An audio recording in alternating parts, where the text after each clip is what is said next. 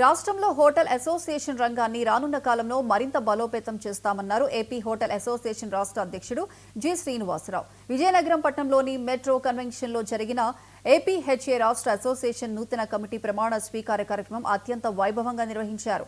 Hotel రంగం ఒక ఇండస్ట్రీగా పనిచేస్తుందన్నారు. లక్షలాది మందికి ఉపాధి కల్పిస్తుందన్నారు.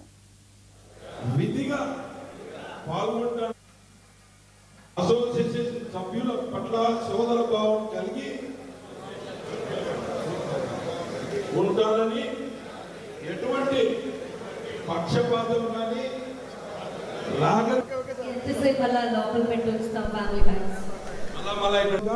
సినిమా మీరేం భయపడద్దు.